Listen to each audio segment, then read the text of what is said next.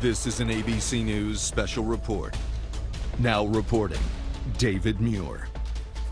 Good afternoon, and we're coming back on the air at this hour because we're expected to hear at any moment from President Biden for the first time after learning of the devastating American losses in Afghanistan. The Pentagon just a short time ago revealing 12 U.S. service members were killed, 15 were wounded in a suicide bomb attack at the Kabul airport, 11 Marines and a Navy medic. This now marks the deadliest day for the U.S. military in Afghanistan in more than a decade, and it comes just days before the U.S. deadline to withdraw from that country. Tonight, it's believed that ISIS-K, an ISIS affiliate in Afghanistan, now claiming responsibility. They're a sworn enemy, not only of the U.S., but the Taliban. The Pentagon saying the bomber detonated near the Abbey Gate at the airport. That's one of the main entrances. That area, of course, packed with people desperate to get out of the country. ISIS gunmen then firing into the crowd. Another explosion taking place outside at a nearby hotel. It's believed dozens of Afghan civilians were also killed. The president, as you know, has been warning of the potential for an attack, the growing terror threat for days. And here's the president entering the East Room at the White House, prepared to address the American people on this loss. A tough day. This evening in Kabul, as you all know, terrorists attacked that we've been talking about and worried about, that the intelligence community has assessed, has undertaken an attack by a group known as ISIS-K. Took the lives of American service members standing guard at the airport and wounded several others seriously. He had also wounded a number of civilians, and civilians were killed as well. I've been engaged all day in constant contact with the military commanders here in Washington, the Pentagon, as well as in Afghanistan and Doha. And my commanders here in Washington in the field have been on this with great detail, and you've had a chance to speak to some so far. The situation on the ground is still evolving, and I'm constantly being updated. These American service members who gave their lives, it's an overused word, but it's totally appropriate here, were heroes. Heroes who've been engaged in a dangerous, selfless mission to save the lives of others. They're a part of an airlift, an evacuation effort unlike any seen in history, with more than 100,000 American citizens, American partners, Afghans who helped us, and others taken to safety in the last 11 days. Just in the last 12 hours or so, another 7,000 have gotten out. They were part of the bravest, most capable, the most selfless military on the face of the earth. And they're part of simply what I call the backbone of America. They're the spine of America, the best the country has to offer. Jill and I, our hearts ache, like I'm sure all of you do as well, for all those Afghan families who lost loved ones, including small children, or have been wounded in this vicious attack. And we're outraged as well as heartbroken. Being the father of an Army major who served for a year in Iraq, and before that was in Kosovo as a U.S. attorney for the better part of 6 months in the middle of a war. When he came home after a year in Iraq, he was diagnosed, like many, many coming home, with an aggressive and lethal cancer of the brain, who we lost. We have some sense, like many of you do, what the families of these brave heroes are feeling today. You get this feeling like you're being sucked into a black hole in the middle of your chest. There's no way out. My heart aches for you. But I know this. We have a continuing obligation, a sacred obligation to all of you, the families of those heroes. That obligation is not temporary, it lasts forever. The lives we lost today were lives given in the service of liberty, the service of security, in the service of others, in the service of America. Like their fellow brothers and sisters in arms who died defending our vision and our values in the struggle against terrorism, of the fall on this day, they're part of a great and noble company of American heroes. To those who carried out this attack, as well as anyone who wishes America harm, know this: we will not forgive. We will not forget. We will hunt you down and make you pay. I will defend our interests and our people with every measure at my command. Over the past few weeks, I know many of you are probably tired of hearing me say it. We've been made aware by our intelligence community that the ISIS-K, an arch enemy of the Taliban, people who were freed when both those prisons were opened, has been planning a complex set of attacks on United States personnel and others.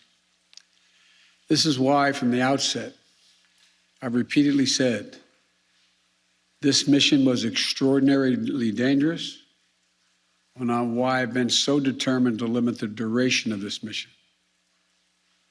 As General McKenzie said, this is why our mission was designed, this is the way it was designed to operate under severe stress and attack. We've known that from the beginning. And as I've been in constant contact with our senior military leaders, and I mean constant, round the clock, and our commanders on the ground and throughout the day, they made it clear that we can and we must complete this mission, and we will. And that's what I've ordered them to do. We will not be deterred by terrorists. We will not let them stop our mission. We will continue the evacuation. I've also ordered my commanders to develop operational plans to strike ISIS-K assets, leadership, and facilities. We will respond with force and precision at our time, at the place we choose, in a moment of our choosing. Here's what you need to know. These ISIS terrorists will not win. We will rescue the Americans in there. We will get our Afghan allies out, and our mission will go on. America will not be intimidated, and I have the utmost confidence in our brave service members who continue to execute this mission with courage and honor to save lives and get Americans, our partners, our Afghan allies out of Afghanistan. Every day when I talk to our commanders, I ask them what they need. What more do they need, if anything, to get the job done? As they will tell you, I granted every request. I reiterated to them today on 3 occasions that they should take the maximum steps necessary to protect our forces on the ground in Kabul. And I also want to thank the Secretary of Defense and the military leadership of the Pentagon and all the commanders in the field. There has been complete unanimity from every commander on the objectives of this mission and the best way to achieve those objectives. Those who have served through the ages have drawn inspiration from the book of Isaiah, when the Lord says, "Whom shall I send? Who shall go for us?" The American military has been answering for a long time. "Here I am, Lord, send me. Here I am, send me." Each one of these women and men of our armed forces are the heirs of that tradition of sacrifice, of volunteering to go in harm's way, to risk everything, not for glory, not for profit, but to defend what we love and the people we love. And I ask that you join me now in a moment of silence for all those in uniform and out of uniform. military and civilian, who have given the last full measure of devotion.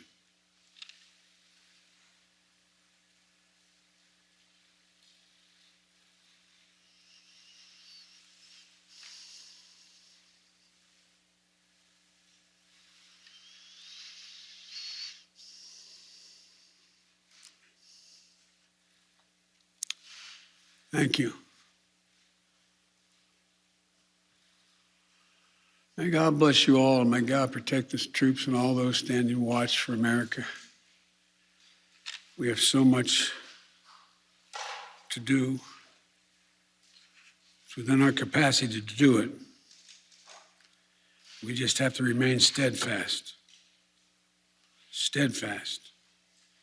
We will complete our mission, and we will continue after our troops have withdrawn to find means by which we can find any American who wishes to get out of Afghanistan. We will find them and we will get them out. Ladies and gentlemen, they gave me a list here. The first person I was instructed to call on was Kelly O'Donnell of NBC. You have said leaving Afghanistan is in the national interest of the United States. After today's attack, do you believe you will authorize additional forces to respond to that attack inside Afghanistan? And are you prepared to add additional forces to protect those Americans who remain on the ground carrying out the evacuation operation? I've instructed the military, whatever they need, if they need additional force, I will grant it. But the military, from the chairman of the Joint Chiefs, the commanders in the field, have all contacted me one way or another, usually by letter, saying they subscribe to the mission as designed to get as many people out as we can within the time frame that is allotted. That is the best way they believe to get as many Americans out as possible and others. And with regard to finding, tracking down the ISIS leaders who ordered this, we have some reason to believe we know who they are, not certain, and we will find ways of our choosing without large military operations to get them wherever they are. Trevor, Reuters. Thank you, Mr. President.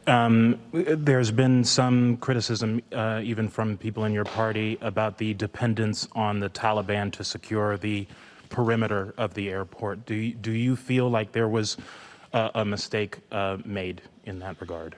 No, I don't. Look, I think General McKenzie handled this question very well. The fact is that we're in a situation, we inherited a situation, particularly since, as we all know, that the Afghan military collapsed 11 days before, in 11 days, that it is in the interest of, as McKenzie said, in the interest of the Taliban, that, in fact, ISIS-K does not metastasize beyond what it is, number one. And number two, it's in their interest that we are able to leave on time, on target. And as a consequence of that, the major things we've asked them, moving back the perimeter, giving more space between the wall, stopping vehicles from coming through, et cetera, searching people coming through. It is not what you'd call a tightly commanded, regimented operation like the U.S. is, the military is, but they're acting in their interest. Their interest. And so, by and large, and I've asked this same question to military on the ground, whether or not it's a useful exercise. No one trusts them. We're just counting on their self-interest to continue to generate their activities. And it's in their self-interest that we leave when we said, and that we get as many people out as we can. Like I said, even in the midst of everything happened today, over 7,000 people we've gotten out, over 5,000 Americans over. So it's not a matter of trust, it's a matter of mutual self-interest. But there is no evidence thus far that I've been given as a consequence by any of our commanders in the field that there has been collusion between the Taliban and ISIS in carrying out what happened today, both in front of the hotel and what is expected to continue for beyond today. Amir, Associated Press. Thank you, Mr. President. You have spoken, again, powerfully about your own son and the weight of these decisions. With that in mind, and also what you've said, that the longer we stay, the more likelihood that there would be a major attack. How do you weigh staying even one more day, considering what's happened? Because I think what America says matters. What we say we're going to do in the context in which we say we're going to do it, that we do it, unless something exceptional changes. There are additional American citizens. There are additional green card holders. There are additional personnel of our allies. There are additional SIV card holders. There are additional Afghans that have helped us. And there are additional groups of individuals that have been contacted us, from women's groups to NGOs and others, who have expressly indicated they want to get out and have gathered in certain circumstances in groups, on buses and other means. That still presents the opportunity for the next several days between now and the 31st to be able to get them out. And our military, and I believe, to the extent that we can do that, knowing the threat, knowing that we may very well have another attack, the military has concluded that's what we should do. I think they're right. I think they're correct. And after that, we're going to be in a circumstance where there will be, I believe, numerous opportunities to continue to provide access for additional persons to get out of Afghanistan, either through means that we provide and or are provided through in cooperation with the Taliban. They're not good guys, the Taliban. I'm not suggesting that at all. But they have keen interest. As many of you have been reporting, they very much would like to figure out how to keep the airport open. They don't have the capacity to do it. They very much are trying to figure out whether or not they can maintain what is a portion of an economy that has become not robust, but fundamentally different than it had been. And so there's a lot of reasons why they have reached out, not just to us, but to others, as to why it would be continued in their interest to get more of the personnel we want to get out. We can locate them. Now, there's not many left that we can assess that want to come out. There's some Americans we've identified, we've contacted the vast majority of them, not all of them, who don't want to leave because they're dual nationals, they have extended families, et cetera. And there's others who are looking for the time. So that's why we continue. I'll take a few more questions, but you, sir. I wanted to ask you, That's okay. you say that what America says matters. What do you say to the Afghans who helped troops who may not be able to get out by August 31st? I say we're going to continue to try to get you out. It matters. Look, I know of no conflict as a student of history, no conflict where when a war was ending, one side was able to guarantee that everyone they wanted to be extracted from that country would get out. And think about it, folks. I think it's important. I know the American people get this in their gut. There are, I would argue, millions of Afghani citizens who are not Taliban, who did not actively cooperate with us as SIVs, who, if given a chance, they'd be on board a plane tomorrow. It sounds ridiculous, but the vast majority of people in communities like that want to come to America, given a choice. So getting every single person out can't be guaranteed by anybody because there's a determination all who wants to get out as well. At any rate, it's a process. I was really pointing to you, but you, sir. Thank you, Mr. President. There are reports that U.S. officials provided the Taliban with names of Americans and Afghan officials to evacuate. Were you aware of that? Did that happen? And then, sir, did you personally reject a recommendation to hold or to recapture Bagram Air Force Base? Here's what I've done let's answer the last question first. On the tactical questions of how to conduct an evacuation or a war, I gather up all the major military personnel that are in Afghanistan, the commanders, as well as the Pentagon. And I ask for their best military judgment. What would be the most efficient way to accomplish the mission?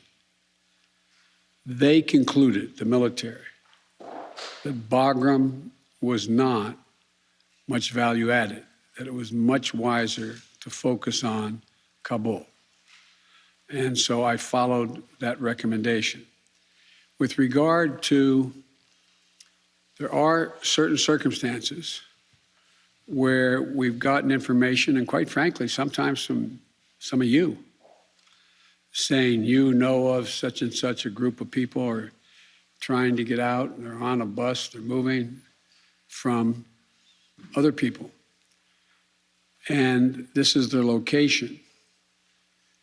And there have been occasions when our military has contacted their military counterparts in the Taliban and said, this, for example, this bus is coming through with X number of people on it, made up of the following group of people. We want you to let that bus or that group through. So yes, there have been occasions like that.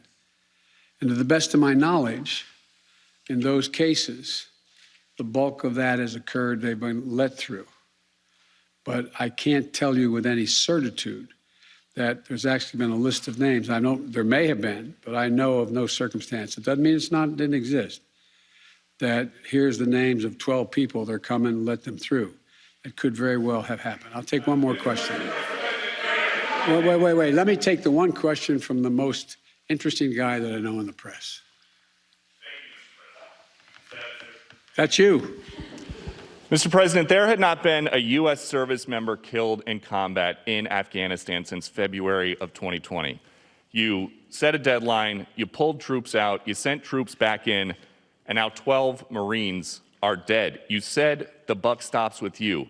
Do you bear any responsibility for the way that things have unfolded in the last 2 weeks? I bear responsibility for fundamentally all that's happened of late.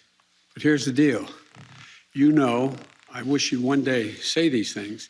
You know as well as I do that the former president made a deal with the Taliban that he would get all American forces out of Afghanistan by May 1. In return, the commitment was made, and that was a year before. In return, he was given a commitment that the Taliban would continue to attack others, but would not attack any American forces. Remember that? I'm being serious. No, I'm asking you a question. Because before... No, wait a minute. I'm asking you a question. Is that accurate, the best of your knowledge? What? I don't think that the issue that, do you think that people have an issue with pulling out of Afghanistan or just the way that things have happened? I think they have an issue that people are likely to get hurt. Some, as we've seen, have gotten killed, and that it is messy. The reason why, whether my friend will acknowledge it or has reported it, the reason why there were no attacks on Americans, as you said, from the date until I came into office, was because the commitment was made by President Trump, I will be out by May 1st. In the meantime, you agree not to attack any Americans. That was the deal. That's why no American was attacked. A few days ago, you said you squarely stand by your decision to pull out. Yes, I do, because look at it this way, folks, and I have another meeting for real. But imagine where we'd be if I had indicated on May the 1st I was not going to renegotiate an evacuation date. We were going to stay there. I'd have only one alternative: pour thousands of more troops back into Afghanistan to fight a war that we had already won relative to why the reason we went in the first place. I have never been of the view that we should be sacrificing American lives to try to establish a democratic government in Afghanistan, a country that has never once in its entire history been a united country and is made up, I don't mean this in a derogatory, made up of different tribes who have never, ever, ever gotten along with one another. And so, as I said before, and this is the last comment I'll make, we'll have more chance to talk about this, unfortunately, beyond, because we're not out yet. If Osama bin Laden, as well as al-Qaeda, had chosen to launch an attack when they left Saudi Arabia out of Yemen, would we have ever gone to Afghanistan? Even though the Taliban completely controlled Afghanistan at the time, would we have ever gone?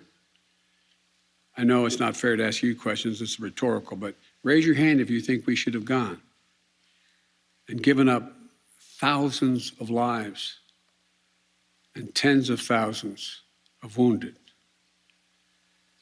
Our interest in going was to prevent al-Qaeda from reemerging, first to get bin Laden, wipe out al-Qaeda in Afghanistan, prevent that from happening again.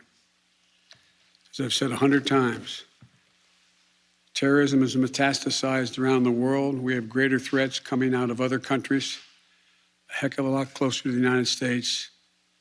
We don't have military encampments there. We don't keep people there. We have over-the-horizon capability to keep them from going after us.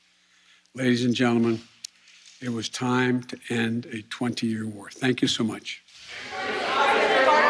President Biden in the East Room at the White House, standing firm, standing by his decision to withdraw all U.S. troops by August 31st, talking about the 12 U.S. service members who lost their lives in that suicide bomb attack, saying they are, in his words, he said this is an overused word, but for them, it matters. They are heroes. He said they're the backbone of America, the spine of America. He said he and Jill, their hearts ache for them and for the Afghan families.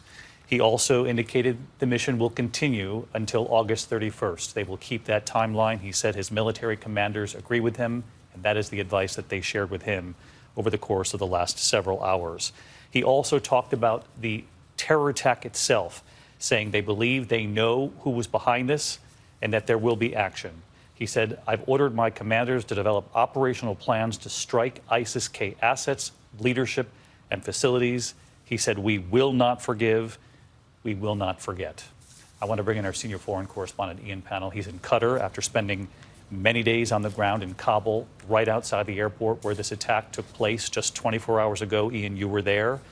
You know what these service members faced in coming in contact with every single person who wanted to get into that airport, talking with them, checking their paperwork face to face, a dangerous mission, and their bravery on full display. I mean, truly heartbreaking, very dangerous, risking their own lives every single minute of the day, going actually beyond the gate to identify those who were eligible, to point them out in the crowd, to get them over that sewage ditch and bring them in to be evacuated out of the country and to safety. Every person that I spoke to there talked about how touched they were personally, how difficult it was emotionally to carry out that kind of mission. And they're dealing with thousands of people right at the gate, just yards away. Normally that doesn't happen, and that makes crowd control almost impossible. The chaotic scenes that we've seen repeatedly just underline that. And that's why it was a high-risk mission, because identifying friend from foe looked almost impossible. Ian Pannell, we'll see you shortly on World News Tonight. In the meantime, one more question to Martha Raddatz, our Chief Global Affairs Correspondent. And Martha, a lot of people at home are going to wonder, how do you continue a mission when you've lost 12 U.S. service members, when you've seen the chaos outside the airport, when you've been told about the intelligence that indicated there was a terror threat coming, and now we've seen what played out there. The president standing firm, though, saying the mission continues. We will get as many out in the time allotted, which I think was slightly nuanced, indicating he sticks to the deadline and they'll get as many out as possible. But again, what does that look like in the few days left? I think in these next few days they will get out as many as possible. There will possibly be a rallying point where they can gather people and then somehow take them into the airport, because clearly they don't want any more crowds to gather around that airport.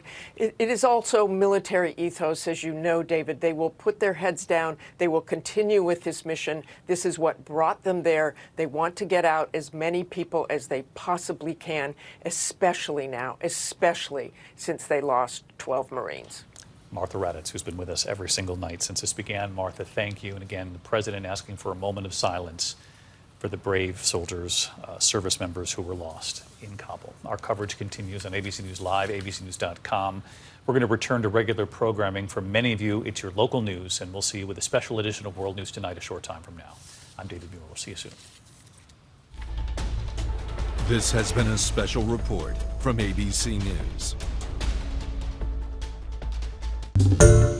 Hi everyone, George Stephanopoulos here. Thanks for checking out the ABC News YouTube channel. If you'd like to get more videos, show highlights, and watch live event coverage, click on the right over here to subscribe to our channel, and don't forget to download the ABC News app for breaking news alerts. Thanks for watching.